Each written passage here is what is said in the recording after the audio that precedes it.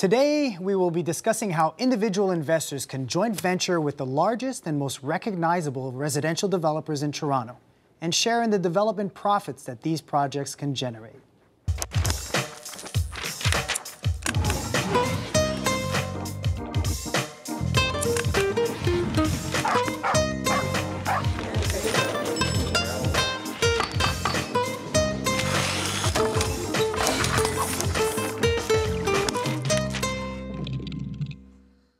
Welcome to Toronto Speaks Real Estate. I am your host, Laurent Felix, and tonight we have with us Peter Politis, president of Greybrook Realty Partners. Greybrook is a private equity firm that focuses on offering individual investors the opportunity to joint venture with the largest residential developers in Toronto. Rav Tour, an investor and currently the host of In Tune with Real Estate on Rogers TV, and an active real estate investor himself for over 25 years. If you have a question, please call us at 416-446-7090, or you can send us a message on Facebook at our Facebook address, which is facebook.com/Toronto Speaks, or you can certainly tweet us your questions as well. Gentlemen, welcome to Toronto Speaks Real Estate. Great to be here. Thank you very much for having us. Sorry, I forgot my bow tie in the car, actually. No. Yes. I have a few for you, so You do, if you eh? want, I'll let you wear them later I feel on. like the roles are reversed here. Thanks for coming on Well, the I'm glad. show. I mean, I was on your show very recently. Yes, it was a wonderful great show. experience. And I'm glad that you're able to bring with you Peter tonight so we can discuss something that fascinated me when you told me about it. So I'm glad that we're able to talk about this. Well, it's great to be here. Thanks for having us. Thank you. The first question, and the one that needs to be addressed immediately, what exactly does it mean when I'm joint venturing with a developer? Sure. I mean, I get that question a lot. I can imagine. What that really means is that these developers that are our partners go out and find pieces of land that they really want to develop into residential condominiums, townhouses, or master plan communities. And then they show these projects to Greybrook. And if they meet our criteria, our investors can come in, buy this land with these developers, be their partners or joint venture partners, and then share in the profits that are generated from these developments. So the developers, let me understand this correctly, they contact you after they themselves have located the land that they're interested in developing, or do they contact you to develop land and then together you find it? At what point are you guys involved? Sure. So we're lucky to have some of the biggest residential developers in Toronto as our partners, and they're very good at finding these projects they want to redevelop with or without Greybrook. So they're the ones who really bring us the projects. And why is it that they need Greybrook at that point? I mean, you would think that when some of these bigger developers have been doing this for years, what's the relationship that says, you know what, we need a Greybrook? Sure. I mean, in any good business, good partnerships can grow both business parties, whether it's Greybrook, whether it's these developers. Okay. And they have the ability to do more projects with better partners like us on their capital side. So they can really do more projects with us as Greybrook as they would be able to do alone. Oh, so it's collective, let's grow exponentially if we do this together. Absolutely. And you in turn are able to fund what they're requiring or what they're asking you to fund because you're tapping into private investors, and that's where the general public and investors come into play. Explain to me how that works. So that's really the unique thing is that we allow individual investors to get returns on their investor dollars, like with some of the biggest real estate developers in Toronto. So what that means is that they have these developers go to work for them every day, and who these developers are really important because they are some of the biggest in Toronto, such as Tribute Communities, Fernbrook Homes, Citizen, Empire Communities, Plaza Corp, and the Goldman Group. So they're able to invest in something with reputable, track-tested developers. Yeah. I mean, you're at the ground level of pre-construction. Yeah, I mean, really what we're doing is we're buyers of land, Okay. and we're manufacturers of a product at the end of the day. So what that means is that we're going to buy a piece of land, we're going to open up a sales center, and we're going to sell to the public. And the developer is the one who's doing the work, and our investors are the ones who are providing a portion of the capital, and the developers are applying a portion of the capital. Why isn't the developer able to tap into that money with the banks? So they actually do tap into the banks to do this, Yeah. but really what happens is, like when you're buying a house or a commercial property, you have to put down a certain amount of equity or down payment to qualify for financing. So what we're providing is that equity or that down payment. So when you're buying a house, you can't buy with a 100% mortgage. You need a 5 or 10 or 20% deposit. That's what our partnership brings to the table, a portion of that equity. Okay, so that it facilitates the flow of the actual loan eventually, which takes them to construction at some point. Correct. Okay. Rav, when you first heard about this, what was your initial reaction? Well, I mean, Peter hasn't shared the returns, you know, and they're We'll get into that, I'm significant. sure. Yeah, Yes. So when he first told me them, you know, it was too good to be true. Because I'm used to, as you know, being in the real estate game, and I think I entered a brokerage in Kingston, Ontario when I was 16. I wasn't even old enough to be licensed. I'm so used to a little bit of perspiration, getting your hands dirty, buying investment properties, tenanting them out. Yeah, I mean, that's really what it is. There's cash flow involved, you know, that's there, which is good. But even if you have a property manager, it's work. And so you can't tell me you're going to make these kinds of returns and not work. Because what Peter's talking about, you know, it's the developer that works. It's the investor that just writes a check. So before you go on, tell me, Peter, talk to me about these returns. Sure. As flighty as they may seem from what Rav is telling me, talk to me about them. Sure. So our goal is to basically double our investors' money every 4 years. So we're looking at 20 to 25% annualized returns. Now, Say it again. So 20 to 25% annually. Correct. Now, the one thing is that these returns are paid at the end of the projects when people move into their homes or the condos or the townhomes that they purchase. Typically, how long? You said 4 years. The average project takes about 4 years, so we can double our investors' money every 4 years. I mean, Graybrick has done 41 development projects, almost 9,000 residential units, without ever losing an investor dollar. And typically on that average, you're saying that's what you're hoping to get, a double in 4 years. But out of those projects, do you have a statistic that you typically expect? I mean, that you've actually actualized? Yeah, I mean, to be honest with you, over the last decade or so, kind of the worst project we've done got a return in the low 20s. We've been getting somewhere in the high 20s to, you know, sometimes mid 40s or upper 40s on a per year basis. Annually. So you're obviously estimating things on the low side and then over delivering. So under promise, over deliver, and you're able to get your investors to come back and reinvest. Peter Politis is the most conservative guy I know. Which is a nice person to invest with. Absolutely. Yeah. He under-promises and over-delivers. The last project that finished, these investors are getting paid over 40% per year on their money, and that one took about 5.5, 6 years. You know, the unique thing is that when people are... Sorry to cut you off. I could understand why you were incredulous. I had him. I actually brought him on the show a couple times. Yeah. I said, Peter, stop. Don't bother me. I brought him into my house so I could rip him apart in front of my wife. And it was because you were thinking of investing if it were true. Of course. Yeah. I mean, who wouldn't if you're getting 30, you know, 25 plus for sure. a year? So after the third time, though, it clicked because I also do a lot of joint ventures. I was the one doing work, and people would give me their money. And I always said, Laurent, I wish I could find a Rav. I wish I could just hand the money. I could give the money. They could do all the work. And then Graybrick comes into the picture. Peter came along and he said, Rav, you found a Rav. Okay. It's just the biggest players that do development in Toronto. And so when I figured that out, you know, I don't do anything else now. Smart.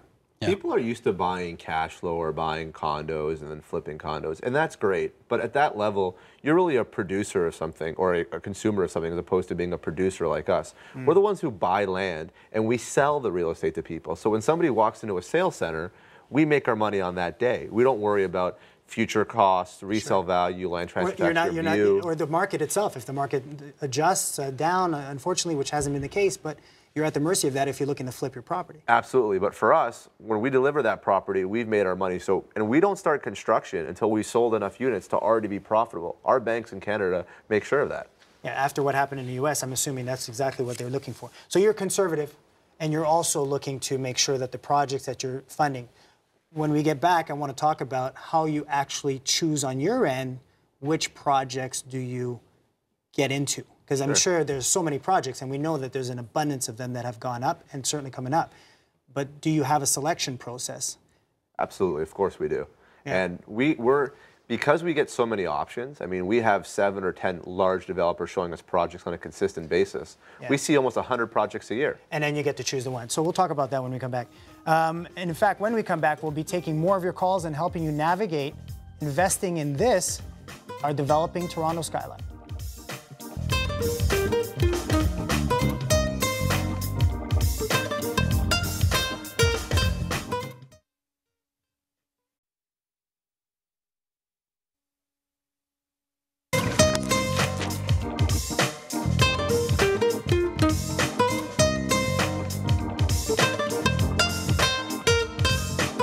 Welcome to Toronto Speaks Real Estate. I'm your host, Laurent Felix, and tonight we are discussing how you can be on top of the Toronto development boom and understanding how you can profit with the help of Graybrick. Before we left, we talked about the number of projects that are going on in the city, abundance of them, and they're coming to you. And what is your selection process? How do you come about? I mean, Sure. You're selective. Absolutely. I mean, we have 100 projects a year to choose from our development partners, and we choose probably 3 to 5 projects a year that we feel have a very good chance to substantially outperform what our conservative projections are for our investors. So, Wow. So one of only the things, 3 to 5, give or take, in a year. yeah, that's about an average that we do. Okay. And I would say that there's one thing that we never do, which is take what we call entitlement risk or zoning risk. So Okay. I won't buy a piece of land that might be zoned industrial, agricultural, or employment lands and try to rezone it into residential. When we buy some land, we know we can build a condo or townhouses around there. So you've already gotten past the stage where there's questionable whether or not you're going to be able to build that tall tower, X number of pieces. It's already past that stage. Does that make the land more expensive to buy because it's already been I zoned? mean, it depends. A lot of times is that if you buy something that's already in the official plan, as we Yeah, call it, yeah. you know that you can do the work with the city and you can buy the land at a slightly cheaper price, or you can buy a finished product. But we have so many options that we manage to buy our land at, frankly, very good prices. And on the other side of that, take RAV, for example, an investor wants to invest. Does he get to pick? Or is it you taking his money and picking where that money gets placed?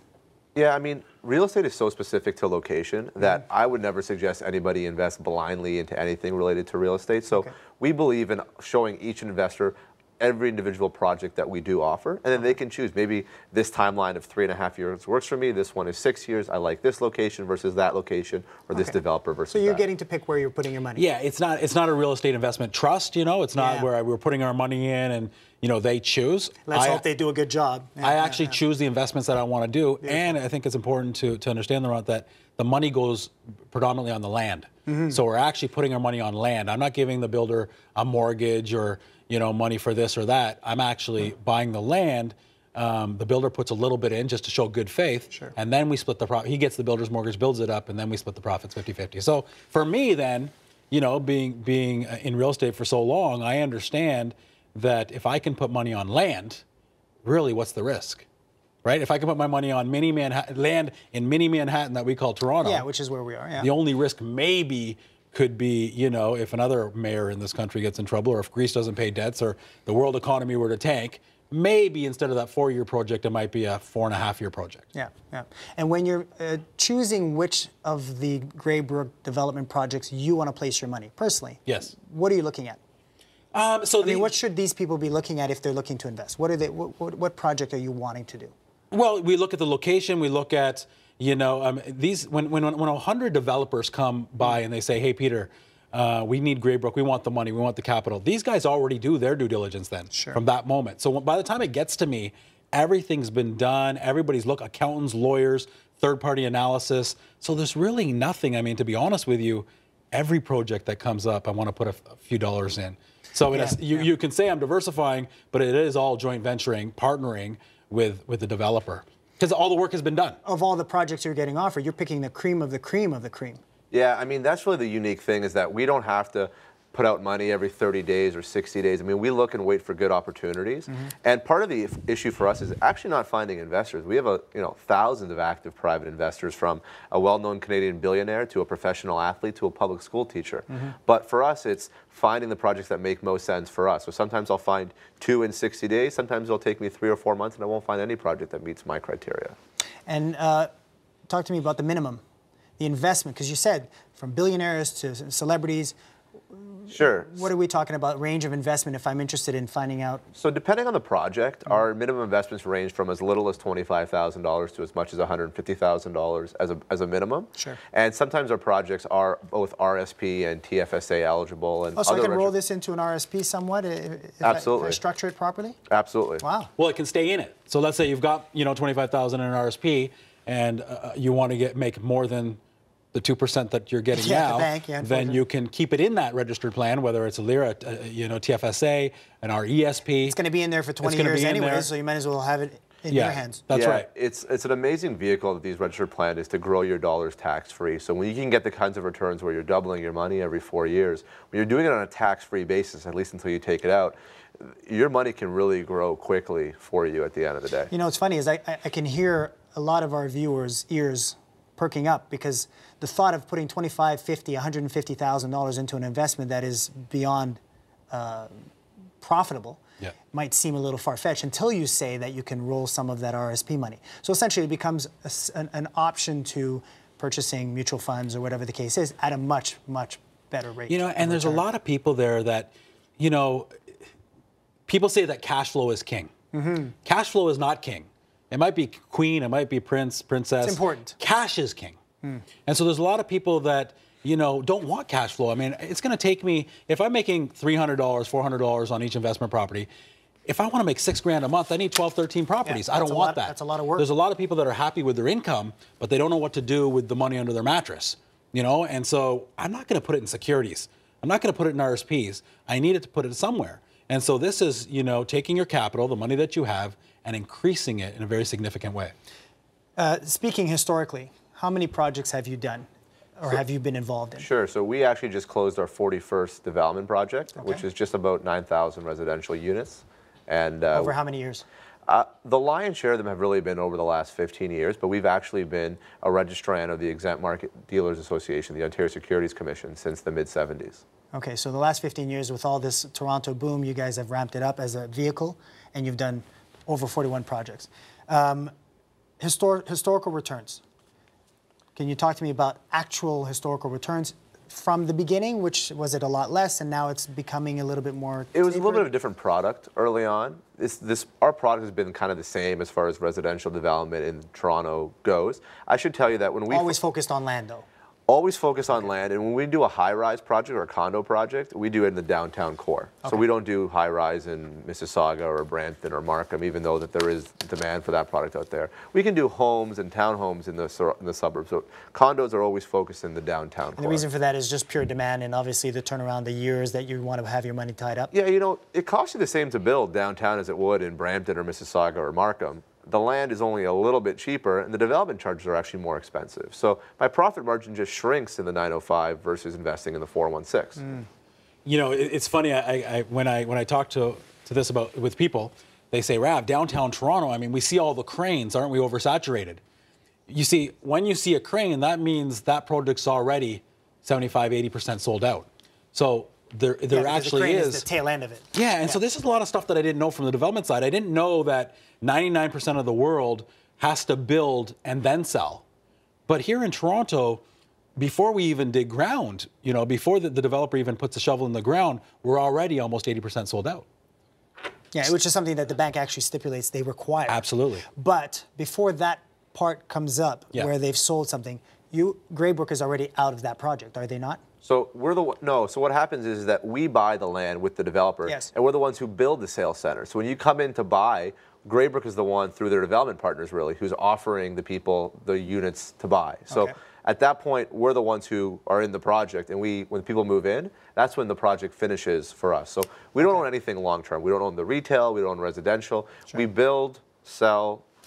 So what I'm trying to figure out is, when you say it's about 4 to 5 year turnaround before the money is released, that end date is when the building is registered? Correct. Not just when it's sold 80% or whatever. Correct. And the building's actually built. So we'll pre-sell them, then we'll build it.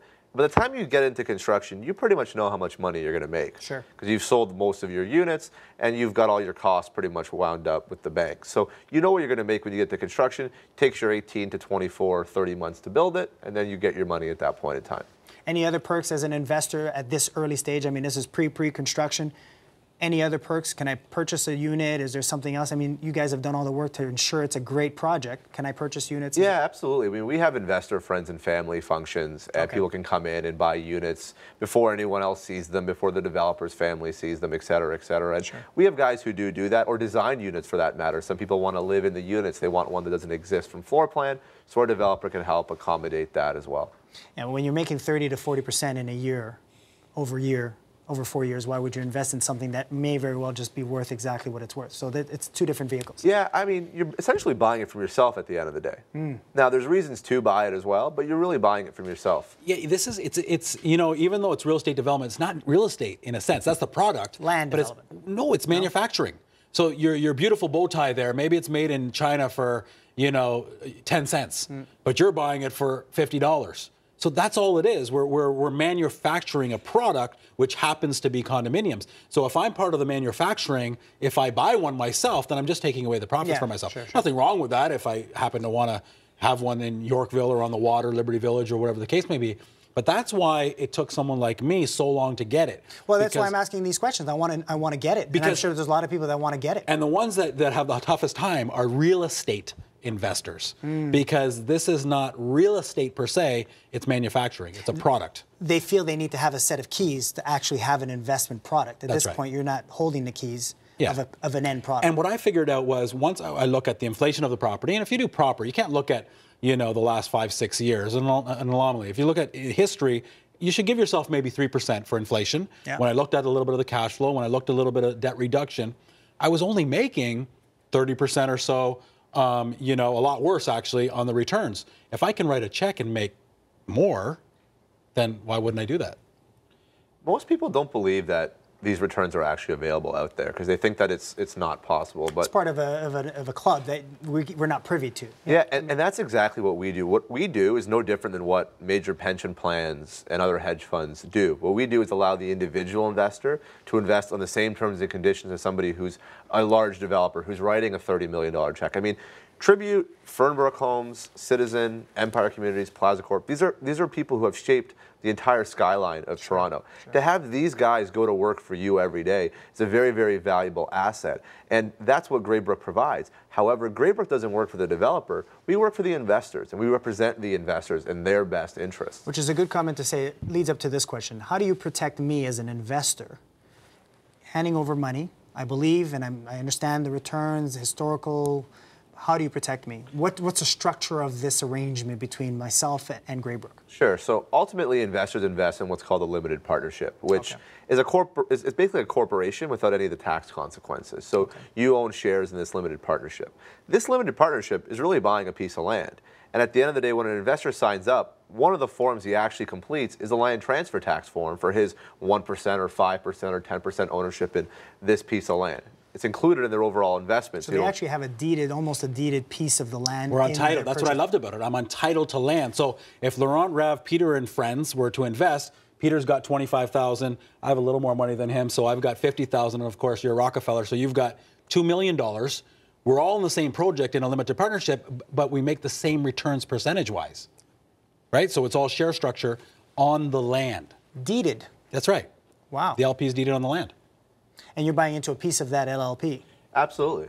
And at the end of the day, whether you write a check for $1 million or for $50,000, it's your percentage. You just have your own percentage, and you'll get your return. It's still hard. I mean, I can understand why you had to grill him for 3 times. What do you say to people that are skeptic? So, I mean, it's a legitimate question. Yeah, I mean, these developers, you see their names all around. Sure. Right? So you see them building thousands and thousands of units. So obviously the developers are legitimate partners. Yeah. Most people probably have bought a unit or have lived in a unit that one of these developers have built because they've built such a big portion of the city. Now, they're not building $300, $400, $500 million buildings to make 2%, 3%, 4%, 5% returns. Yeah. I mean, some of these developers have become legitimate billionaires in our city off of manufacturing these homes. So. Sure. My father, who's a real estate agent, he was probably the hardest person I've ever had to convince I could imagine. to invest in something like this. Once he did it once, this is all, forget about buying commercial plazas, retail, residential, condos, buying, selling, flipping. He writes a check now, and he gets the returns that he otherwise would not be able to achieve for working for his money. It's the idea of letting your money work for you as opposed to working for your money. You can do both, but this is a little bit easier. What I didn't understand was there's nothing proprietary about this. This is the way developers do it. It's just they would talk to a pension fund. So they it wasn't they wouldn't talk to us. They wouldn't be able to. Well, we wouldn't be able to get in. No, Graybrook is the ones that came up with this concept. Sure. They would contact a pension fund, the Ontario Teachers Association, the Hospital Association, a hedge fund, and those guys would write a check for the land. There's nothing proprietary. This is what they've been doing. Sure. But Graybrook said to them, well, it's the same check, whether it comes from a pension fund or it comes from Laurent Ravin and friends. And then do you viewers, care? yeah. And the builders actually said, we prefer it to come from you. Why do they prefer that it comes from individuals? Well, less headache, right? We're all excited about it. It's in an LP. It goes on the land. If the, there isn't one chief. There isn't one chief telling them what to do. I mean, Graybrook represents the investor, so we have a lot of say in the project. I can imagine. Similar to an institution. However, I'll give you an example. Lehman Brothers says that they're going to do something, and then something totally, Lehman Brothers went out of business, but Yeah. other parts of their business can affect whether they're going to be involved in this development or not. That has nothing to do with the quality of the developer. So an institution is actually less dependable than us as individuals who've put all our money in on day one, and we know that the developer is going to have the funds he needs to execute this project. So we're actually more dependable at the end of the day. Well, I can imagine it's the same as saying we are the shareholders. We're not answering to shareholders. So institutions have to answer to all their teachers and everything. So there's more to consider. Sure. But does it facilitate things? And are they coming to you instead of going to the institutions? You know, we've never done one development project with any one of our developers. We always do multiple projects, Sure. so that, you know, if I gave Rav 10 million bucks, we wanted to start a business. If Rav and I couldn't get along, it doesn't matter how much money we have between us, we can never be profitable. Sure. When you find partnerships that are profitable and are successful, you want to do repeat business. And I stress that our developers by no means need Graybrook to be in business. They don't need pension plans to be. They have their own funding to do this. But if you have a good partnership that works, then you do it repetitively, and that's what is the key to success for us. Yeah, and again, they don't need anybody, but if land costs for half an acre in the core $30-40 million, and these developers are doing 3 a year, and it takes 4 years to, you know, who's going to tie up $500-600 million?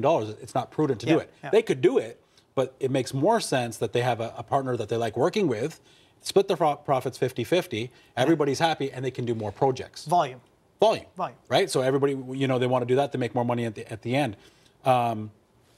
So very simply, we put our money down on the land, 80% of the value. We still make them put in 20% or so, the developer, but we're splitting the profits 50-50. And they're doing all the work, taking all the liability. And one of the keys is that That's a cool question, liability. We'll come back to that. One of the key questions you were saying. that's actually exactly where I was going Perfect. with it, is that when our investors put their money in, they're not liable for anything else. They don't have to guarantee a mortgage or a construction loan. We can never ask them for any more money. They can never be diluted, so they can't own less of the project than they started owning at the end of the day. So while the investment is only limited to losses of what you invest in there, we've never lost $1 in 41 projects, but you don't have any other obligations. So you're not signing up for who knows what. Yeah, they're not coming up to the investor and saying we need more money. Absolutely. Because something's gone awry. Absolutely. Okay. So, And if that developer, it's never happened, but if they were ever to flee, we own the land. We just bring in another developer. It's never happened, but I'm just saying, obviously, as an investor, I had to ask those types of questions. Of course. yeah.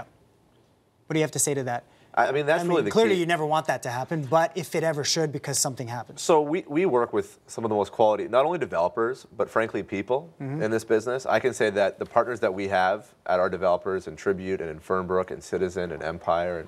I mean, these are names that people recognize because they're everywhere. They've built this city. They're great developers and they're great people. However, if something were to happen and the people that we started doing business with 3 or 4 years ago aren't the same people or things change, we have the ability to fire the developer. Now, we've never had to do that, but we can fire the developer if they don't perform their contracts. And then we can bring in another developer to take over. So when you're saying investors are truly at the beginning stages, you're ahead of the developer to a certain extent. And in control. Yeah. And in control. Yeah. Right? Yeah. I mean, that's very important. There's a lot of people that say, oh, sure, why don't you, put a few bucks and, take 5% of the land. Why would I want to do that? I'm not in control. Yeah. I want 80%, of that land. And the only reason why the developer puts in a little bit is just because we want to make sure Yeah, he's vested. They're invested. Sure. They're vested, That's yeah. it. And one of the key things is that Toronto's a growing city, and people will always be moving into Toronto for a long time to come. So there's going to be a steady demand. And one of the reasons we've done so many projects and never lost any money is because we use what I call responsible debt. So sometimes we buy land completely debt-free. Sometimes we buy it with a small mortgage. But I don't get 80% loan to value or even 50% loan to value, have a second and a third mortgage. I have very little, if any, carrying costs a lot of time on my land. So if I'm buying a great piece of land in the downtown core with little or no debt, at the end of the day, no matter what happens, I'm going to make money on that project. And the investors are going to profit over that. Let me ask you this. Where does the money of the individual investor go once they hand it to you? The lion's share of the money actually goes towards buying a piece of land. So not unlike when you're buying a regular piece of real estate, all funds go to a lawyer in trust. Sure. And then when the title changes hands from the vendor of the property to the limited partnership group, then we release the funds from the lawyer to the vendor. Then we have a little bit of money left over for sales and marketing costs that basically stays in the bank until we need to spend it over the next 3 to 12 months or so. So when we invest, ideally, is where we're going is buy a piece of land. What I'm trying to understand also is once you've purchased that land, you've already budgeted the costs associated with developing and selling the units.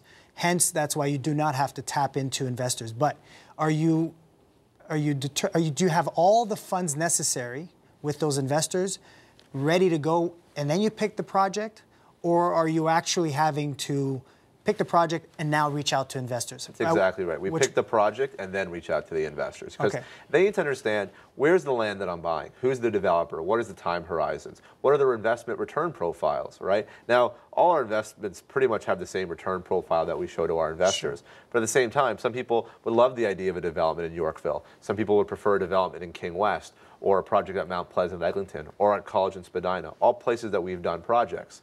And sometimes it's a 4-year project, or a 5-year project, or a 3-year project. How long does that take before you actually have a developer tell you, you pick the project, the cream of the crop, the best one, X number of millions of dollars required? How long does it take for you to accumulate those funds by calling RAV and calling the individual investors? Let me just say this. Graybrook could get one person to write the check for $30 million. They could. That's just not their mandate. Obviously, if they can let little guys like RAV in, then we can grow wider and do bigger and bigger projects. I'm already waiting. The investors are already waiting for the next one. Waiting for the call. It's not an issue. When's the next one? Listen, if I can double my money in 3 to 4 years, when's the next project? Yeah, I got right? you. And if I just, for whatever reason, I don't like the name, of the street that it's going to be on, well, when's the next one after that? Yeah. But they're already lined up to get into these kinds of projects. Before the investors ever see a project, we are probably spending between 6 and 9 months with the developer, going through due diligence, going through plans, going through different development plans, budgets, because the time I show it to an investor, nothing can change. The budgets can't change, the costs can't change. So it's a lot of work up front for Graybrook, and then once we show it to the investors, usually between 30 and 90 days, we have all the money that we need, and we close and buy the piece of land. What's a typical project cost? What kind of money are you trying to accumulate typically? Sure. I know they're different, but yeah, the average projects that we've been doing lately will range between $15 and $50 million. That's how much money we raise from our investors. Wow. But the value of these projects from a retail perspective can be $300, $400, $500+ million. And that's why you're able to give these returns comfortably after 3, 4, 5 years. Sure. I mean, you're developing with the biggest developers at the highest levels of economies of scale, right? There's no more efficient projects than the $500 million projects that are being built on the waterfront or in the core of the city that ultimately we're a part of. And that's really why we can generate these returns. I mean, if you're selling something for $500 million and it costs you $350 million to make it, you're making $150 million in profit. And each investor, like RAV or anyone else, is getting their percentage piece of it. The last project, it's closed now, and the monies are coming out in Liberty Village. Mm-hmm. The land was just over $30 million, but the retail was $500 million. So $30 million turned into $500 million. Shared amongst all the investors that participated. Well, that was the not just the profits, the retail side. Once you pay everybody out, that's one of the projects that made 40% returns per year per person. Beautiful. Yeah. It's overwhelming, too good to be true almost. Well, I guess but you're I understand. Going to have to have us back then. Well, no, absolutely. But here's what came to mind. Bringing this down to what people understand. When you tell someone there's an opportunity for a building that's down the street, that's pre-construction, tomorrow they're releasing the units before they've been released, they're going in there, they feel that they're privy to purchasing something ahead of everyone. Yeah. Pre-construction. Pre-construction. Yes. But with today's mortgage rules, you're having to put down 25%. If it's not your principal residence, it's 25%. Yeah. These units are $400,000. Yeah. So you're talking about putting down $100,000, $120,000. So instead of being pre-construction on the actual unit and thinking you're part of something that's special and not being sure what you're going to get in 4 years' time, you're offering me an opportunity to get in and say, forget about the unit. Let me just be an owner of the actual project. And you just said why I like it so much. Yeah. Because if I'm the developer, I can put on a hard hat and walk around on the projects that I'm doing. Even though I'm not doing anything, I wrote a check. Yeah. But I'm the partner. See, not that you're going to do that, though, Rav, are you? Well, I might. You might? I think one that can fit. Sometimes it hits you on my bald head. I got you. But I'm the developer. I'm partnering with. And so you know what you just said, that these so-called pre-construction investors, they're putting down 20, 25%. I like that. Well, because you see, that's already a guaranteed. I mean, the margins are already so great that, that buffer right there, if somebody doesn't close on it, I just sell it to somebody else. right? Or if it decreased that much, Sure, I still because make you're a the profit. developer. That's right. What I'm saying is there's people out there, including myself, including you years ago, Yes. that Not were that long looking, ago. not Yes. that long ago, who were looking, Peter, at these projects and thinking, how can I get in as somebody special Sure. that buys a unit, and thinking that that's a great investment. And you know what? For the most part, the last 10 years, because of the increase, 4 years later, you get your keys and your unit is worth a lot more. Yeah. But at this point, you're telling me that you're investing virtually the same amount of money. I mean, nowadays, it's no longer $10,000. You're putting down 80, 60, 70, right. 100,000, 150, and you're getting these kind of returns, and you're truly pre-construction. Sure, and you're not subject to an increase in value. If you're a pre-construction purchaser and you buy a unit for $400,000 today, and 3 years down the road it's worth $400,000, you haven't made any money. Nope. You've We've- actually lost. We've made that money that we would have made on the development no matter what, and I don't have to worry about closing costs, realtor commissions if I want to sell it, qualifying for mortgages, Occupancy our banks, fee. occupancy fees. Yeah. It's a headache-free way to participate in probably the most sophisticated part of the real estate market that people just haven't had access to at the end of the day, and that's what we provide, an access point to something like this. Shocking, but it's simplified. I mean, it makes sense. To me, it makes sense. Yeah. What's the biggest roadblock to building your business beyond this point? Is it truly getting investors to understand and growing? So we consider ourselves educators Okay. for the most part, Okay. because a lot of people, they understand a mortgage, they understand just buying raw land and holding raw land, but Sure. sometimes adding a manufacturing process to it can be confusing. Becoming a developer. Yeah, sure. And at the end of the day, it's funny because it's something that's not, if you haven't done it before Rav did it, and it took Rav, a couple of years before he said, you know what, this makes a lot of sense. He'd never done it before. Now, he does it on a repeat basis. Well, you've showed to him how his returns have been astounding, so it's pretty easy to... Sure, but it's human nature. It's that it's doing something that you may never have done before makes people uncomfortable. Sure, They'll go sure. online, they'll click their, they'll go on their TD Waterhouse account, they'll buy 1,000 shares of some company that they really know nothing about, but because everybody does it, it's usual and they'll do it. And the success for those people has been really minimal. I mean, that's just the factual statement. So something that's a little bit different, if they try it, we have about a 96% investor repeat rate. So I'm confident they'll do it again.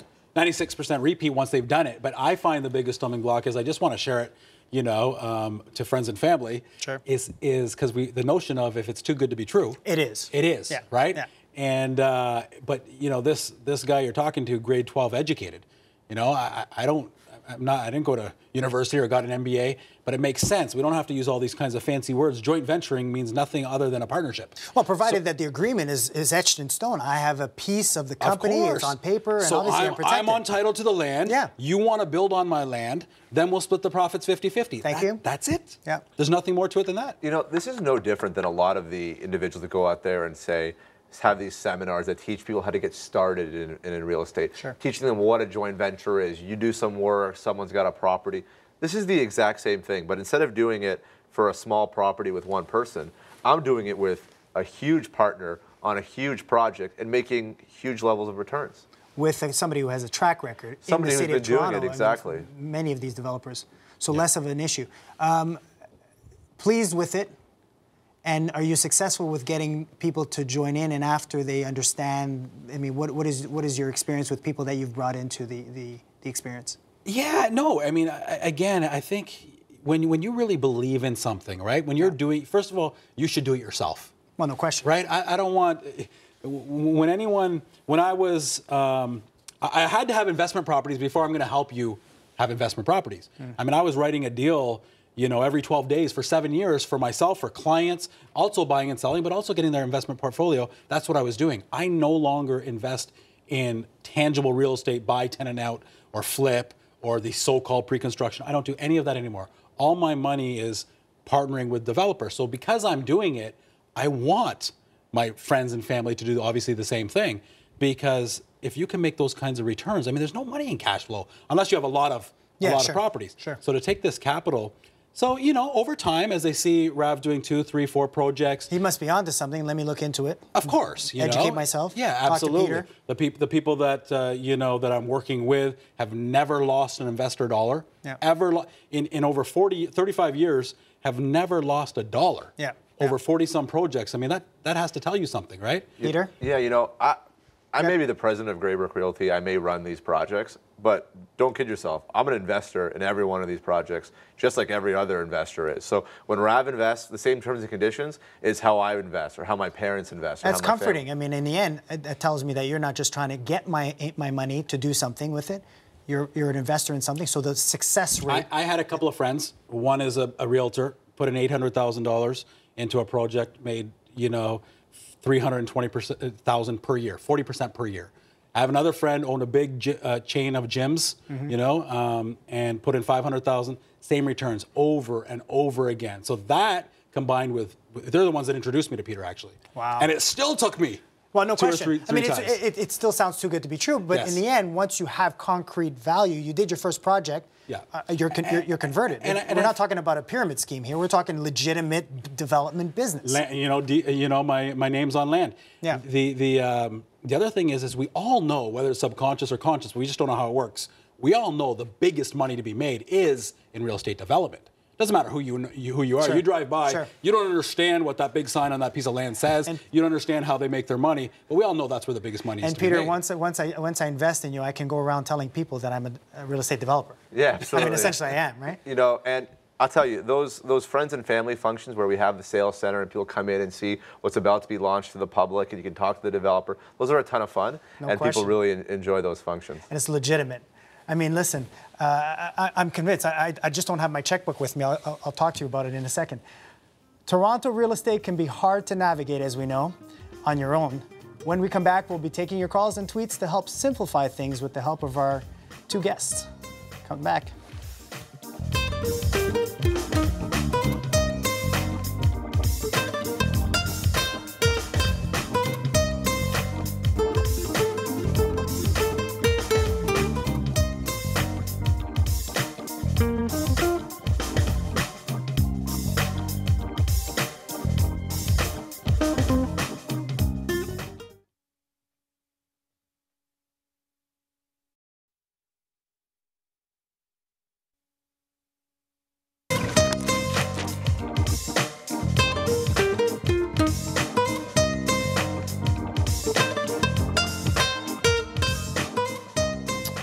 Welcome back.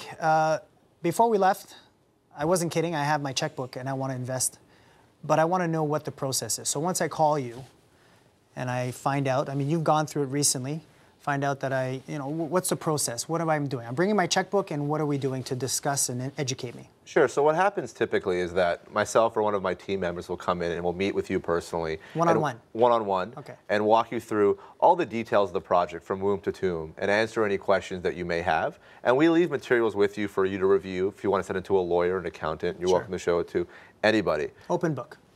Absolutely. And then at that point, what will happen is if you want to invest in that specific project, we'll sign you up with our lawyers and our in-house team, and then you're in the project. You become a landowner. Wow. But what if I just want to say, okay, I want to invest and I want to be privy to some of the upcoming projects from which I can choose something? Obviously, then it's the same process? Absolutely. So once you're a Graybrook investor, you really have, you're the first ones who see our new projects when they come to market. So when you're in our group, you see them first, and frankly, you have first choice at the end of the day to participate. And you know, honestly, what I appreciate, I don't work for Graybrook. I'm an investor. I'm a TV host, serving a church, having fun doing that. What I appreciate about Peter is I called prior to investing, a couple years ago, called him numerous times, sat down 3 times, still call him, all the time. I appreciate, their availability, and they understand you've got lots of questions as we go. Oh, sure. And once your foot's in and you start doing it, obviously that stops. But, what I appreciate about Graybrook and the guys that work there, and Peter, is they'll get with you one-on-one, sit down and explain everything. Which is comforting because when you talk about investing that kind of money, sometimes you don't want to know that you gave the money and then you didn't. You need someone to hold your hand through the process. Thank you. Absolutely. You know, one of the main reasons we have a 96% investor repeat retention rate is not the returns, because the returns have to be there. You mean it's not the 30 to 40% a year? Well, that doesn't really. It doesn't, well, I was going to say that helps, but really what does is the comfort level somebody has. Sure. We have constant reporting every 60 to 90 days, detailed reports as to what's going on. You can outreach and speak to us and different people in my organization. And once people know how this works, every project's the exact same way. So it's just what's the new piece of land, who's the new developer, and how long is the project going to take. Everything else is identical. Yeah, this is the exact same thing when I was real estate investing. Sure. It was a lease to own. It was a pre-construction. It was, Options. buy and sell. It was flipping. It was all that kind of stuff. It's just the same. It's just partnering with the builder. So it's just turnkey. Everything's On the a same. different address, Different address. That's all it builder is. maybe, but Yes. numbers game. Can you tell me about some of the active development projects that Graybrook has right now? Sure. We actually bought a project just across the street from U of T at College in Spadina, Okay. in partnership with one of the best real estate developers, Tribute Communities in the GTA. Tribute, okay. Yeah, they've been around for almost 30 years now developing. We're building a 15-story condominium there. We have our sales center open Isn't it currently. called the College, I think it's called? Yeah, the college condominium at Spadina, and it's 15 stories. We have a couple floors of retail in the base of the building, and we're currently actively marketing that project. So that project is in the sales process. People can come in and buy units in pre-construction. How many years ago did you buy that land? Bought that last year. So that's been a year, and it's already at this point with a sales center, and we're at Sure, stage. we should be starting construction either end of summer or beginning of the fall on that project. So we're talking typical again. It's going to be 4 years when that 4 project years. is done. Now we have another project in Liberty Village, which is the King West submarket of downtown Toronto. Of course. And that was 4 towers, 1,600 units in partnership with Plaza Corp. And that one is finishing this year. So after 6 years, every $1 million that went into that project is coming out as about $3.5 million. So you're talking a 350% return in 6 years. Yep. Wow. And when you're talking about that kind of project, that's a long-term project that was phased over 3 phases, probably. Yeah, it was 4 phases initially, but developers or investors rather knew that when they were coming in. They knew they were signing up for a 6-year project. We did an outstanding project in partnership with the Goldman Group at the corner of Victoria Park and Eglinton area there. It was a townhouse development. It was a 2-year project. Investors got their returns in 2 years in that project. So again, as an investor, I get to choose. Rav, when you called and Peter tells you there's a new project, Yes. the time frame is laid out for you, the expected returns to a certain extent, everything is laid out for you. The address, and he's while I'm putting some monies together, Peter Graybrook is negotiating the best deal possible.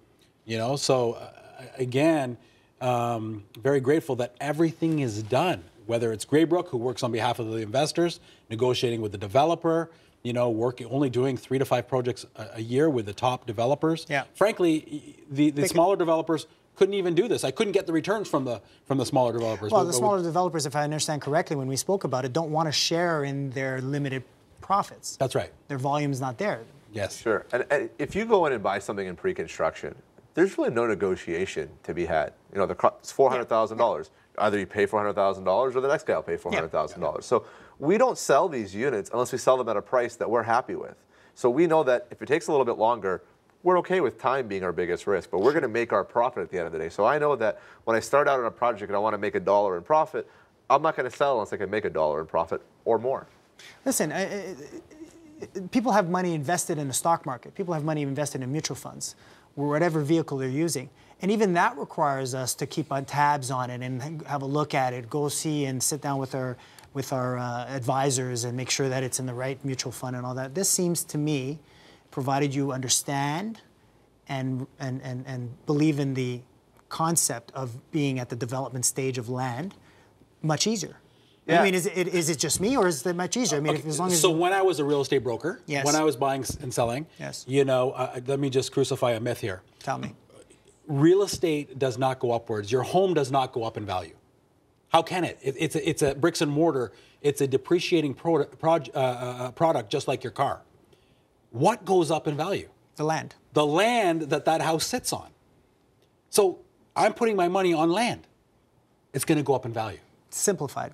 It's a beautiful way of saying it. It's exactly what's going on a grand scale with big developments. Not only on a grand scale, but these developers have been doing this for 2, 3, 4, 5 decades, some of them. And they have a lot of deep relationships and an ability to find projects and parcels of land that aren't publicly available for sale. I've only bought 1 project in the last decade that was publicly available for sale. So I have these great developers that have these great connections and networks to find these projects at great prices. So I'm not only am I buying land, but I'm not buying them at some retail price lining up to build an auction. I'm buying them at great prices. And they're coming to you, Absolutely. asking for help in terms of getting, and then in turn, we get the benefit as individual investors. And there's no markup on the land. Very important. No markup on the land. What the developer would be paying, that's the money I'm paying. That's part of the arrangement that you have. Absolutely. Okay. So astounding. I know the phone number is on the screen for people to contact you, or you can certainly contact us, send us a message, tweet me for that case, and we'll get them in touch with you. I'll be the first, by the way. But I have a question, because this is a concern with people, which we haven't addressed. The general Toronto real estate market as we sit today. What is your thought? So a lot of people talk about there being a bubble. Yes. And we don't feel that way at all. And I'll tell you a couple of very simple reasons why. Tell me. So first of all, the vacancy rate for these condominiums, and we're talking about condominiums really in the GTA, Sure. is 1%. A healthy city has a vacancy rate of between 3 and 5%. And when you say vacancy of unsold units or unrented units? The units that are built, Yes. less than 1% of them are empty. Okay. And when you have a city of our size, you can never get a vacancy rate that's really less than 1%, because some people will just keep them empty because they want it empty. Somebody will move out on a Monday and move in on a Friday. To have a 1% vacancy rate for a city of our size is almost unheard of. So low vacancy rate, I don't think there's a supply-demand issue. Okay. The rental rates, as you probably know very well, have been going steadily up over the last number of years. So if the prices to rent them are going up and the vacancy rate is going down, we don't see a supply and demand issue. So that's on a very simple basis. What people don't know about Toronto is that we're an island just like Manhattan and Tokyo. We have the lake on one side and a legislative green belt on the other side. So 25 years ago, we had the ability to go out, and that's where Pickering and Whitby and Brampton and Markham and Ajax, they all came from. Now, we've tapped out. We can't go out. We have to go up. So what we're seeing here is the Manhattanization of Toronto, and we just happen to be living in a time where we're seeing that turnover happen. 20 years later, it would have already happened, and 20 years earlier, that would have been the case. So when we have a city that looks like this, with 100,000 people coming in every year that have to live somewhere, condominiums are going to be the answer. Forget about affordability and commuting and all that stuff that people know about. People have to live somewhere. Yeah, it's the media. Other than your show and mine, don't watch and listen to what you hear out there, because they have to sell magazines to begin with. Of course, it's the facts, right? This is a very steady, boring process, and that's why I like it. I want to increase. If it's all bells and whistles and sexy and all this kind of stuff, then something's up. But this is just how the big players make their money. And so when you hear, when somebody tells me, yeah, Rav, I see all the cranes, well, they're already sold out. When someone says there's a bubble, well, we have less than we have a 1% vacancy rate. When somebody says, well, there's no room to grow anymore, immigration is coming in like crazy. Yeah. So you have to look at all the factors and not listen to all the things that are going on, because people are so bored and they want to be stimulated. One of the very difficult things to really understand is that we've never seen these set of circumstances in Toronto before. We've never seen so much immigration. We've never seen such a land constraint. We've never seen such a demand. So it's very hard for anyone to sit there and say, this is what's going to happen because 20 years ago something like this happened. When we're in a time that we've never seen before. We're now the 4th largest city in North America. We're growing at an alarming pace. And with more cranes than any city. Absolutely. Yeah. Now, we also have 88% of all units in construction that are sold out. Like, that's something that people don't talk about. The developer will frequently not even want to sell the last 10 or 15% until the project's finished, because they'll get a premium at that point in time. Yeah, and that's the pop on their profit. The next 2-year outlook, with about a minute and a half to go, what's the next 2-year, 3-year, 4-year look for you? So I don't see interest rates moving very much over the next 3 years. I think that the U.S. economy has to keep their interest rates low. So I think that the ability for people to buy and afford residential units will remain strong. Okay. I think that demand is going to stay steady. I see steadily increasing in prices like we have been seeing, the 3-4% a year. As high as 3-4%. I think that that's a reasonable number. We've been seeing it even this year to last year. And for us, we have a real demand for not only housing, but for people to put their money in real hard assets. And that's really what's driving our economy, global finance as well. All things considered, Rav, I think that we have a good outlook on things. I think things are... Absolutely. Like I said, it's not even all these great things about real estate. I'm not in real estate. I'm in manufacturing. It just happens to be a condominium. It just happens to be a master plan community. It just happens to be townhomes. But I'm in the manufacturing business. I'm building a product, at a very cheap cost and selling it at a very high cost, which happens to be the standard. Quite a change from what you've been doing all these years. Beautiful thing to hear about. I have lots of time with the wife and kids now. I'm writing a check. Yeah, you're not actually working. It's beautiful. Peter, I want to thank you. Enlightening. Thank you very much. It was a pleasure coming on, and I'd welcome to come back anytime. Thank you again. And Rav, thank you, sir. Thank you. Yes. Thank you. Thank you. The future of the Toronto real estate market can be navigated with a little help from knowledgeable realtors and industry specialists. Make sure you ask questions and feel assured before you purchase or sell your property, or buy land for that matter. I would like to thank Peter and Rad for coming in today and assisting our viewers with their questions. For Toronto Speaks Real Estate, I'm Laurent Felix, and thank you for watching.